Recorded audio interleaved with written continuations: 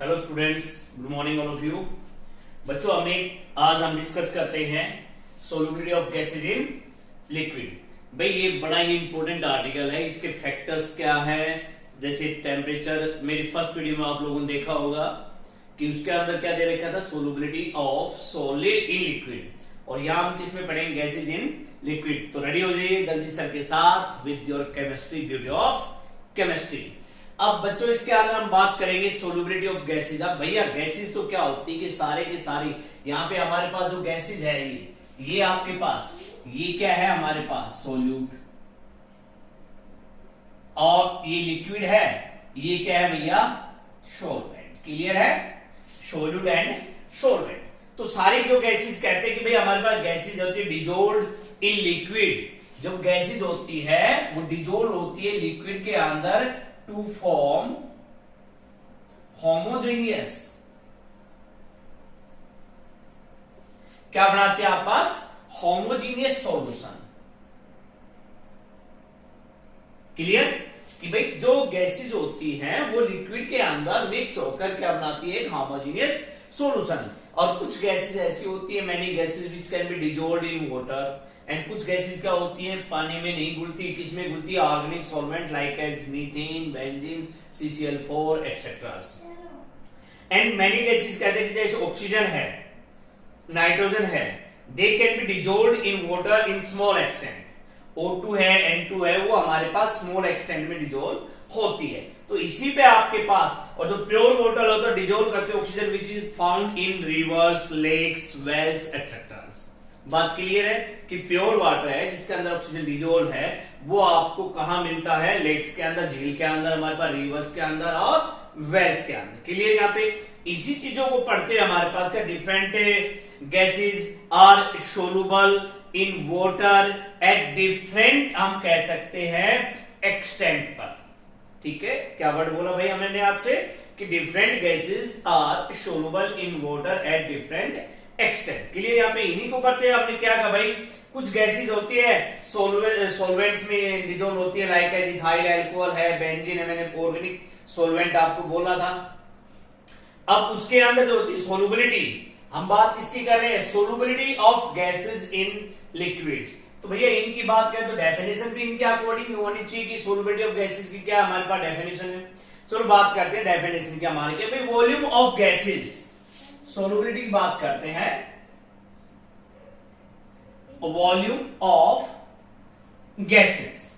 ठीक है, वो आप पास गैसेस होती है इन सेंटीमीटर क्यूब ले सकते हो एट STP। ये बात कर लिख सकते हो भाई कि भाई in centimetre cube converted in आपके पास कहा to STP। STP means standard temperature pressure. तो मैं तो सीधा लिख रहा हूं आप पास कि that can volume of gases that can dissolve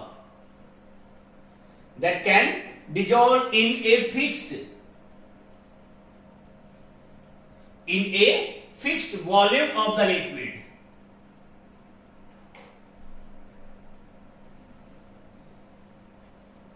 volume of the liquid कब, और क्या कहते हैं वॉल्यूम द, टू फॉर्म आप पास, और क्या बनाते हैं आप पास, to form saturated solution, and to form saturated solution कहां, एट ए गिवन टेम्परेचर। किस कंडीशन पे भैया, at a given temperature. That is the definition of solubility of gases in liquid. The volume of gases जो हमने लिखा कि in centimetre cube converted at STP ले सकते हो आप, that can dissolve in a fixed volume of the liquid to form saturated solution at a given temperature। ठीक है आप पास, और जो हमारे पास जो सोलुबिलिटी है आपके पास ऑफ गैसेज की, जो आपके पास सोलुबिलिटी ऑफ गैसेज है कैन बी, ये वाली, that can be measured या expressed मोलरिटी। किसमें एक्सप्रेस की जाती है भैया, मोलरिटी कह सकते हो, या आप कह सकते हो और mole fraction of gas. Clear है, भाई आपके पास द सोल्युबिलिटी ऑफ गैसेस, हमने क्या कहा, may also be expressed in molarity और मोल फ्रैक्शन ऑफ गैस। ये बात आपके पास क्लियर है यहां तक कि मोलरिटी और mole fraction of the gas, हम solubility of gases in liquid को ये भी कह सकते हैं, इसमें एक्सप्रेस करते हैं। तो इसका मतलब क्लियर है, यहाँ पे जो हम डेफिनेशन पढ़े, यहाँ का एक्सप्रेशन पढ़ेंगे, उसमें मोलरिटी आएगी और mole fraction of gas. And molarity you know that about number of moles of solid dissolved in किसके, हमारे पास volume of solution in litre. और mole fraction you know that आपके पास number of moles of component A dissolved in total number of moles of given solution हमारे पास, ठीक है। अब बात आती है यहाँ पे फैक्टर्स। अब भैया फैक्टर्स कौन से, which are affected of solubility of a gas in a liquid. अब कौन कौन से फैक्टर हैं हमारे पास, तीन। वही पीछे वाली बात अभी पहले जो पढ़ा था हमने, उसके अंदर फैक्टर थे हमारे पास। First, nature of gases, the nature of gases कहा आपके पास, एंड सॉल्वेंट। अब इस सॉल्वेंट क्या है, लिक्विड। एंड दूसरा सेकंड फैक्टर आपके पास क्या है, टेम्परेचर ऑफ द सॉल्यूशन।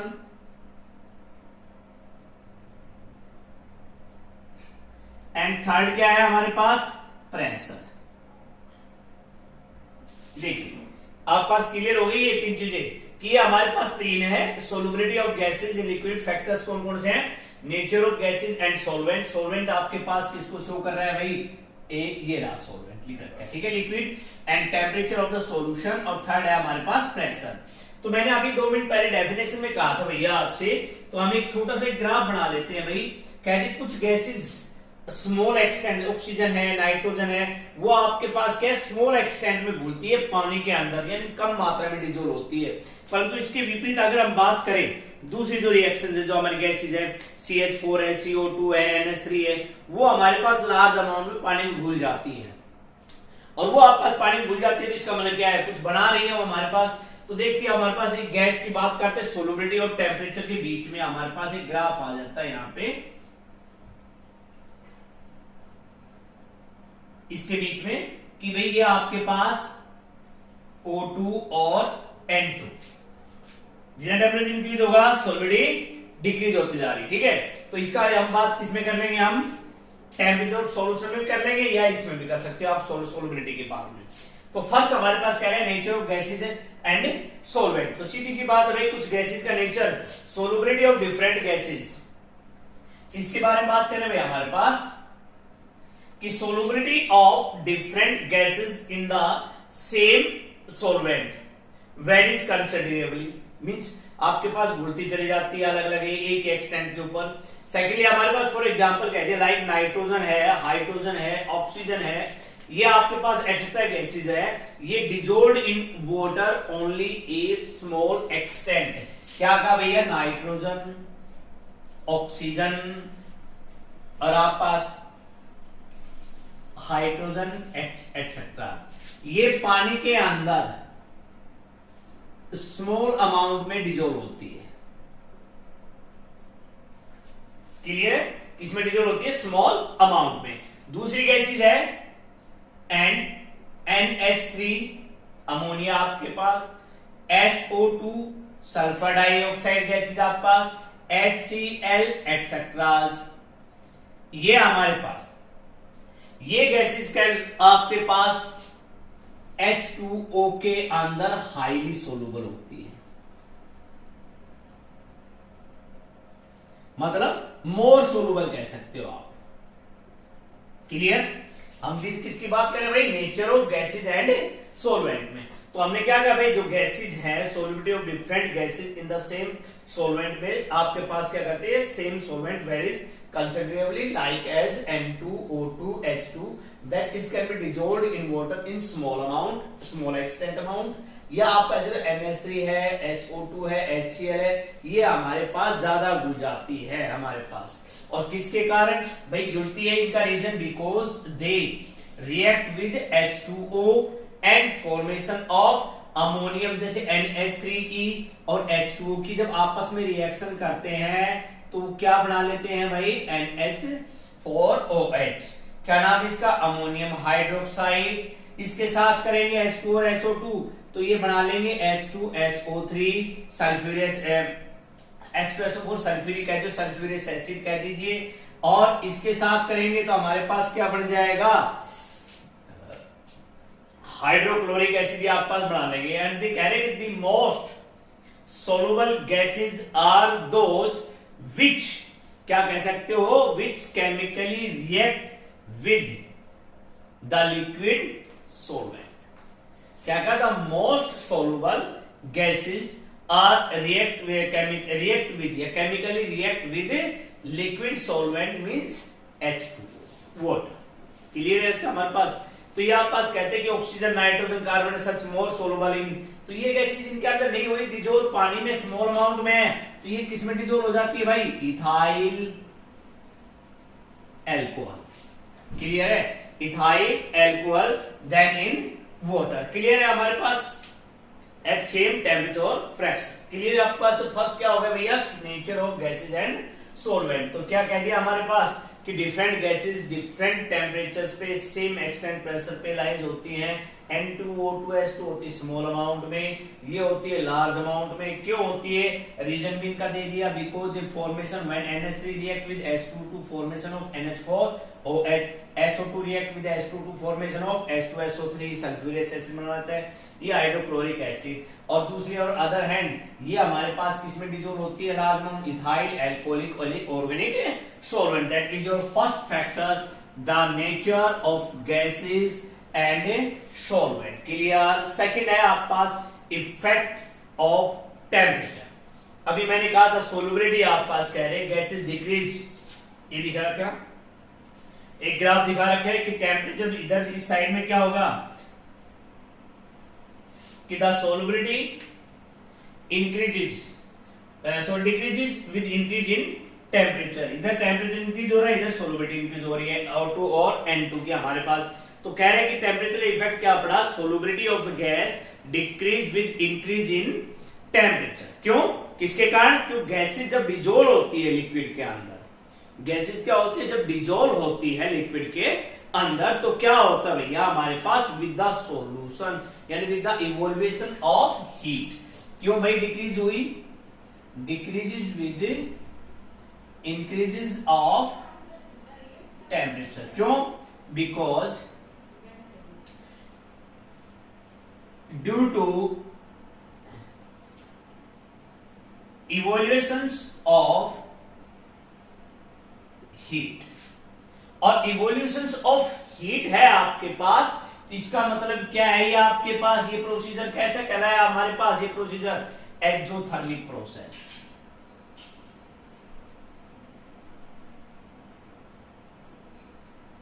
कैसा प्रोसेस है भैया, एक्सोथर्मिक प्रोसेस। एक्सोथर्मिक प्रोसेस है आपके पास, तो क्या हो रही है उसके अंदर हीट बाहर निकल रही है, हीट क्या जा रही है बाहर, मींस गैस प्लस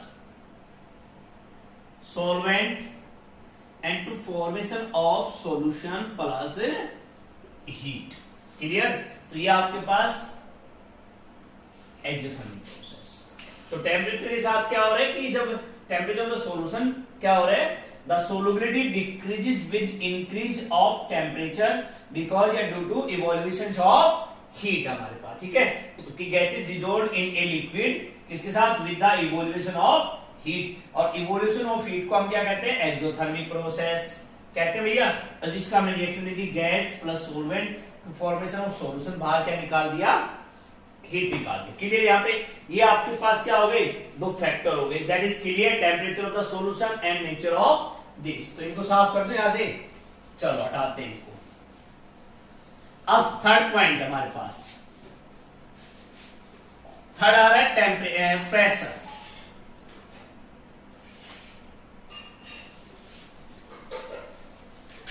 प्रेशर, अब प्रेशर की बात की यहां पे,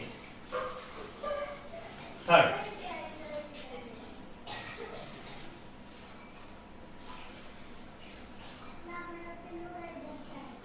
प्रेशर। भाई प्रेशर क्या है, solubility of gas increases with increase in pressure. Clear, इस पॉइंट लिख दो भाई, increases with increase of pressure, मैंने ये लिख दिया। क्लियर है? अब आपने एक कंटेनर लिया, ये है लिक्विड,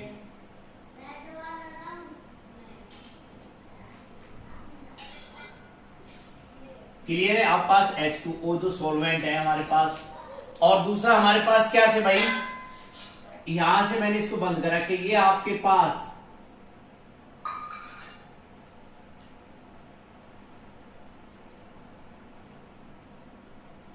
गैसेस पार्टिकल है। क्लियर है? ऊपर से वेट रख दिया यहां भैया W1 वेट दे दिया, पिस्टन दे दिया इस पे। अब आपने क्या किया, इसको थोड़ा सा पुश कर दिया, दबा दिया, प्रेशर दिया हमने इस पर, और प्रेशर दिया तो क्या हुआ भैया, अब वेट हमने यहां कर दिया, आपके पास ये हो गया W1 और ये हो गया W2। क्लियर? वेट, अभी जो गैसेस पार्टिकल है ये कंडेंस्ड हो गए,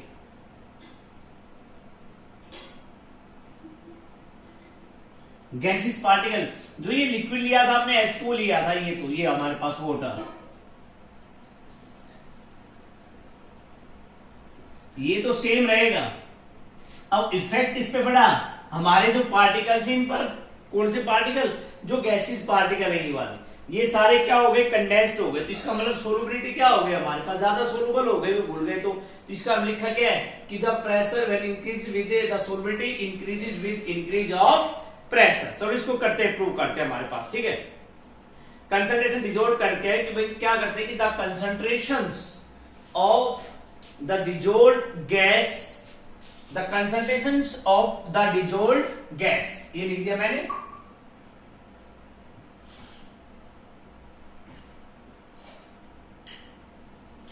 gas is directly proportional pressure of the gas off solution, ठीक है।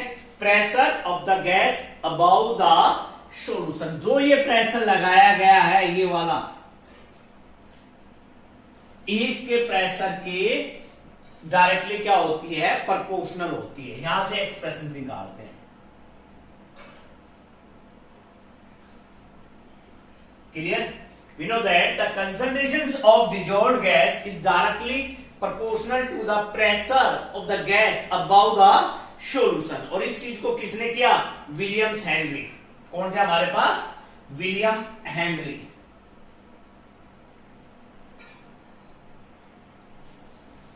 साइंटिस्ट थे विलियम हेनरी, और उन्होंने क्या कहा, ये आगे जाके आपका क्वेश्चन बन जाएगा हेनरीज लॉ। क्या हो जाएगा भैया आपके पास, हेनरीज लॉ। उसने क्या कहा, विलियम्स हेनरी ने एक सिस्टमेटिक स्टडी की अबाउट सोलुबिलिटी ऑफ गैस। इन्होंने एक सिस्टमेटिक स्टडी की किसके बारे में, about solubility of gas in liquid, और उसके बारे में क्या कहा, एक और ही गेव, और उसने दिया आपको एक क्वांटिटेटिव रिलेशनशिप बिटवीन किसके बीच में, हमारे पास solubility of a gas in a liquid और आपके पास प्रेशर, और that is known Henry law. तो इन्होंने क्या दिया था, एक रिलेशनशिप दिया था किसके बीच में, solubility of a gas and pressure of the gas. तो इनके अकॉर्डिंग हेनरीज लॉ की डेफिनेशन क्या हो गई, m directly proportional to p, कि द मास, m क्या है भैया, मास ऑफ ए गैस, ठीक है, mass of a gas which can be dissolved per unit volume of the solvent. क्या है, m क्या है भाई, mass of a gas which can be dissolved per unit volume of the solvent. कब, at a particular temperature, temperature condition is directly proportional to, किसके द्वारा भाई, किसके pressure, pressure of the gas, equilibrium in the solution. ये क्या है, pressure of gas, equilibrium in solution, और ये क्या है, mass of a gas at dissolved in given volume, ठीक है, एट ए पर्टिकुलर टेम्परेचर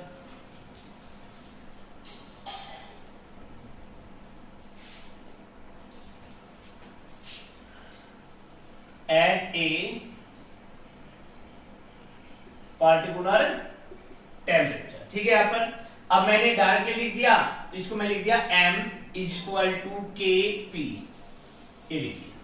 के क्या हो गया भैया, ये के आपके पास क्या है, प्रोपोर्शनलिटी।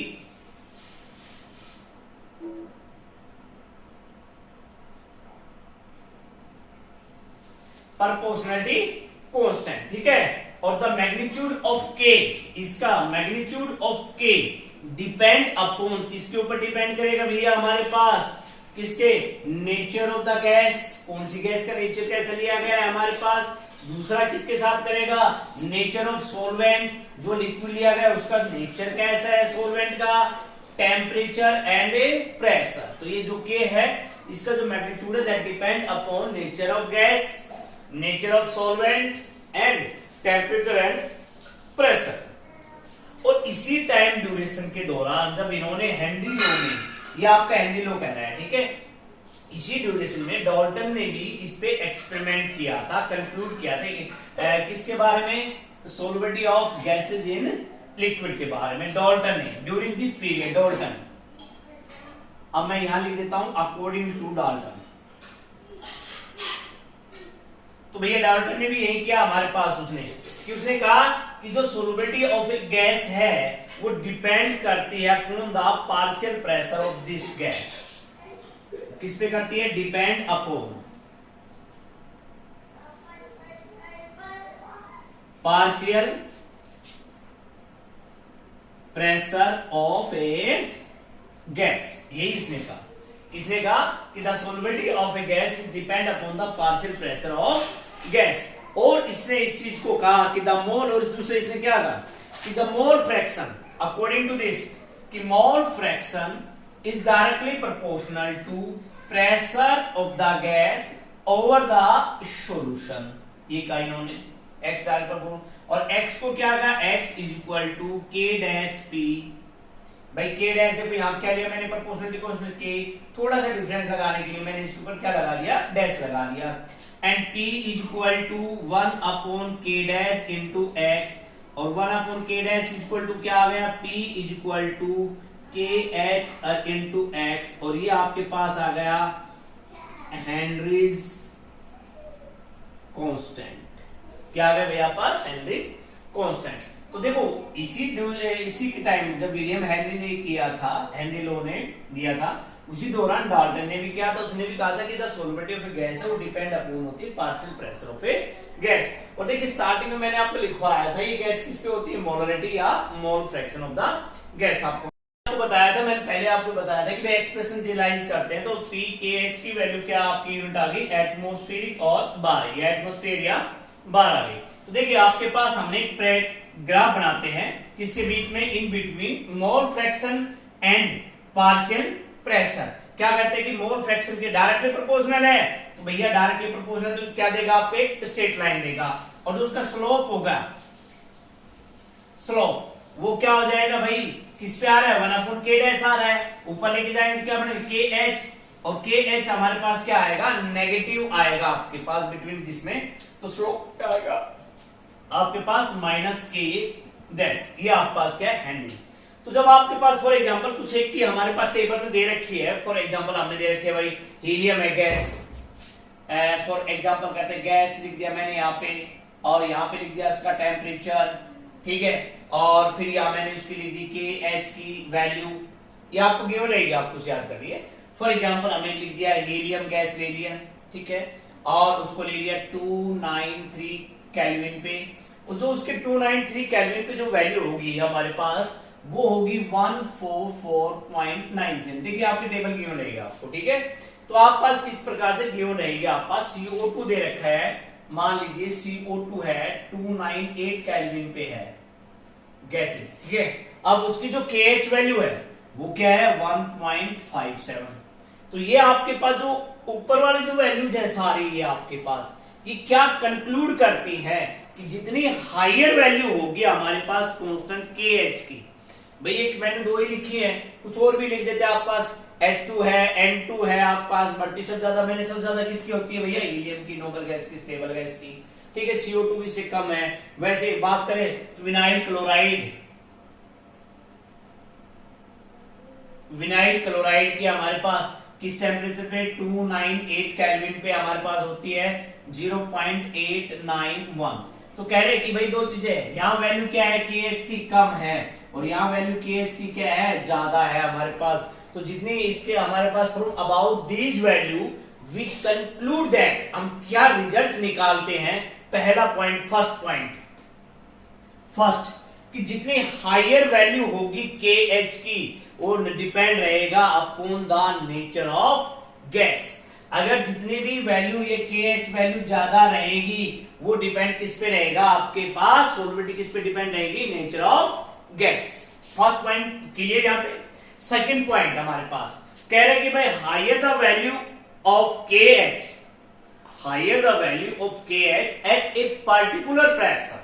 किसकी बात की उसने भैया, एट ए पर्टिकुलर प्रेशर। तो क्या होगा, lower it's solubility of the gas, उसकी सोलुबिलिटी क्या होगी आपकी कम होगी, ठीक है, lower it's solubility of gas. बात क्लियर यहां पे हमारे पास। तो आप सेकंड कह रहे हैं, third point the value of KH, the value of KH increase with increase in temperature. किस पे होगी, increase with increase in temperature. तो बात तीन क्लियर हो गया पास, तीन कैलकुलेशन हमने निकाल दिया। कैलकुलेशन क्या निकाला, फर्स्ट जितनी वैल्यू इसकी ज्यादा होगी ये डिपेंड रहेगा KH किस पे, नेचर ऑफ द गैस पे। सेकंड क्या कहा आपने, जो आपके पास हायर वैल्यू होगी KH की एट ए पर्टिकुलर प्रेशर पे, तो आप पास तो lower it's solubility of gas, उसकी सोलुबिलिटी क्या रहेगी, गैसेस की कम रहेगी। थर्ड हमारे पास कह दिया कि the value of KH with increase in temperature. ये बात क्लियर है आप पास। इससे आपके पास क्या कहते हैं कि the value of KH increase with increase in temperature, it means the solubility of gases decreases with increase in temperature. So that is the three main conclusions which can be find out about this table. अब हमारे पास आती है limitations of Henry law।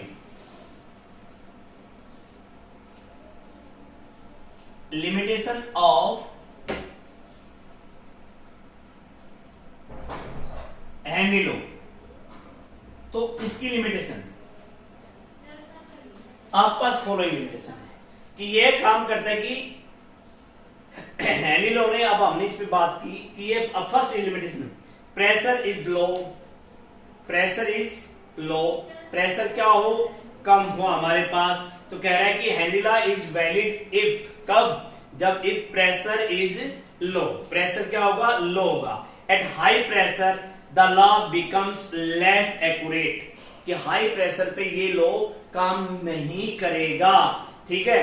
क्यों नहीं करेगा, accurate क्यों नहीं करेगा, because it is directly proportional. आपने पढ़ा हुआ है ये भैया, आपके पास दोनों लिख रखे मैंने, directly proportionality constant shows considerable derivation. दोनों डायरेक्टली प्रोपोर्शनल आपके पास अलग अलग डेरिवेशन शो करेंगे। सेकंड क्या है, third the temperature is not too low, इसकी कमी, इसकी लिमिट की the temperature is not too low, the temperature is not too low, कम नहीं होना टेम्परेचर, हाई प्रेशर कर दे। The gas is highly soluble, हमारे पास होना चाहिए, the gas is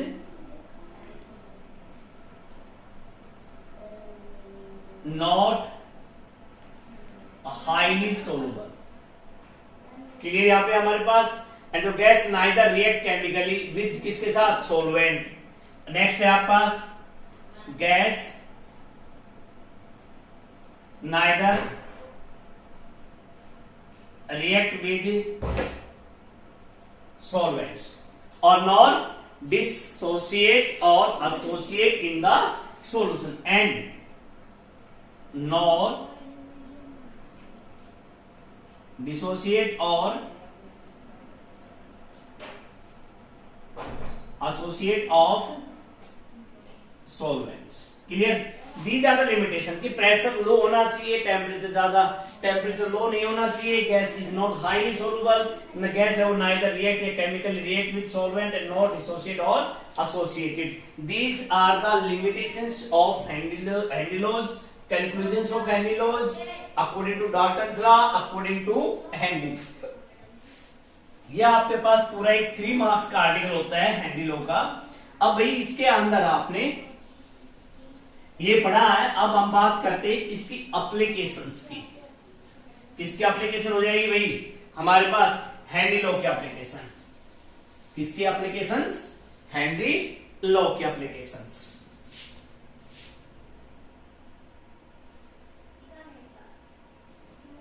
applications of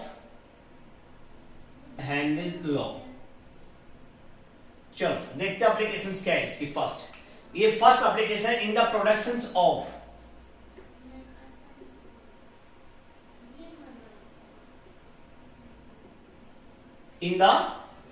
of carbonated beverage.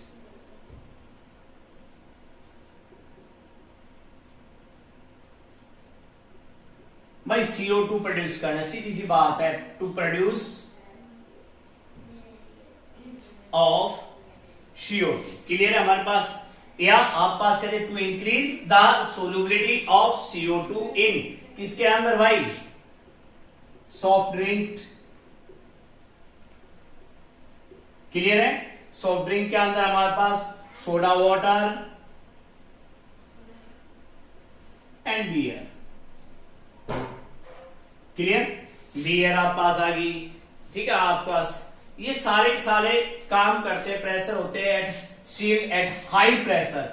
इन सारे the production of the solubility of CO2 gas in soft drink, soda water, beer etcetera, इनको सील्ड एट हाई प्रेशर, बोतल के अंदर high pressure पे इनको सील किया जाता है। और जब तुरंत इनको खोलते हैं ना, व्हेन द बोतल इज ओपन अंडर द कहां हमारे पास नॉर्मल एटमॉस्फेरिक कंडीशन, आप बोतल लेके आए ठंडे की और आपने लो जी खोल लेते हैं, तो एकदम से हमारे पास क्या होता है? बाहर आता है वो प्रेशर जो राइज होता है उसके अंदर, हमारे पास जो प्रेशर होता है इनसाइड द बोतल के अंदर का जो प्रेशर होता है वो गिर जाता है, falls of atmospheric pressure in the excess of CO2। आपने बोतल ली और खोला, एकदम से ऊपर आपके पास आएगी, तो आपका मतलब क्या हो गया? जो इनसाइड द बोतल, इन बोतल के जो अंदर का जो प्रेशर था एटमॉस्फेरिक प्रेशर, वो क्या हो गया? गिर गया, फॉल हो गया। किसके कारण? Due to excess amount of CO2। किसके कारण भैया? Due to excess amount of CO2, इसकी अधिकता के कारण, ठीक है आप पास। और आप पास इसको कहा हमने the bubbles out of the solution causing effervescences. ये आपके पास किसके कह रहा है? That is called causes effervescences. तो that is your first applications in the productions of carbonated beverages, carbon dioxide gas का ज्यादा प्रोडक्शन करना, ठीक है। सेकंड एप्लीकेशन हमारे पास लाई जाती है in the deep sea diving.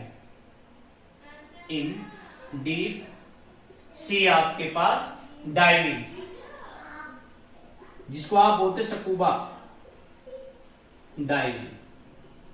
अरे भाई जो गोताखोर होते पानी में जाते हैं, वो हमारे पास ये किस पे डिपेंड होता है? ये जैसे प्रोडक्शन ऑफ CO था, ये किस पे है? Compressed air. किस पे डिपेंड है भाई? Compressed air for breathing of higher pressure, for breathing of higher pressure under किसमें? वाटर। ये बात किसके? Compressed air for breathing of higher pressure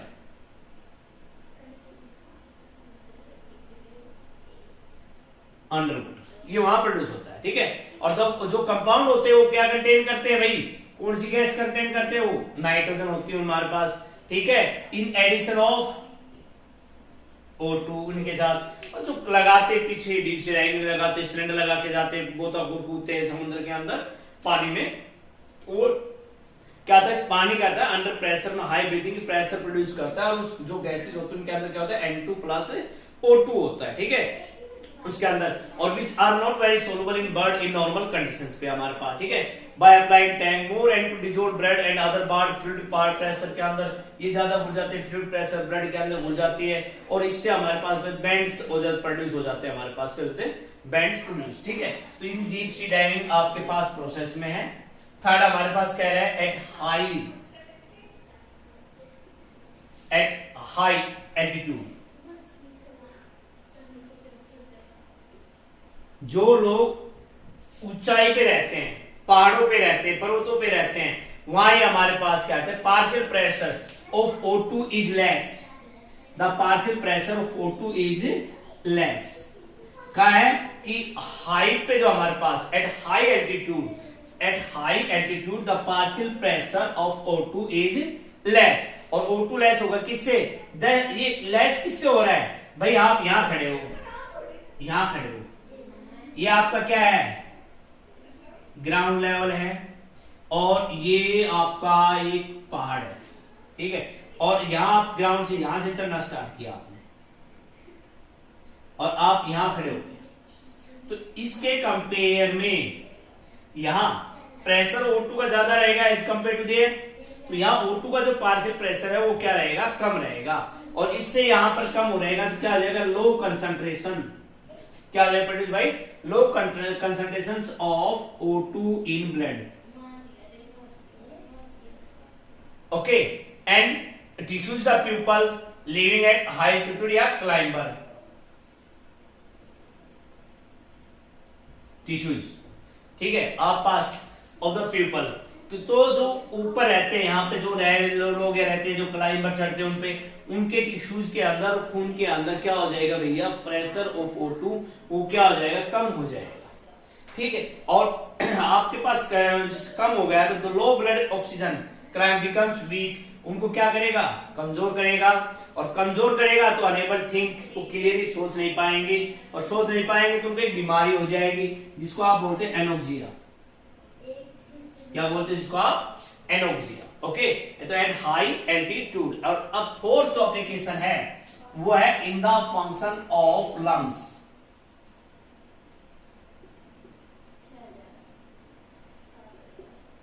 in the function of lungs to minimum इस painful effect होता है हमारे पास, painful effect of deep sea divers होते हैं हमारे पास ड्यूरिंग द डिकम्पोजिशन ऑफ, किसके कारण? Decompression of, sorry, during the decompression of O2 हमारे पास, ठीक है। Oxygen diluted with less soluble helium gas, ठीक है, with less soluble helium gas, और आपके पास is used as breathing gas, वो हमारे फेफड़ों पर इफेक्ट डालती है। जो डीप सी डाइवर होते हैं उनके हमारे पास, तो उनके फंक्शन ऑफ लंग्स पे इफेक्ट डालती है। These are the 4 application which are belong to हैंडिलो in the production of carbonated beverage, in deep sea diving, scuba diving at higher altitude, and in the function of lungs. So that is your complete article for your solubility of gases in liquid. तो इसको पढ़िए, enjoy कीजिए, with your Darjit sir, the beauty of chemistry, you can read it. Thank you.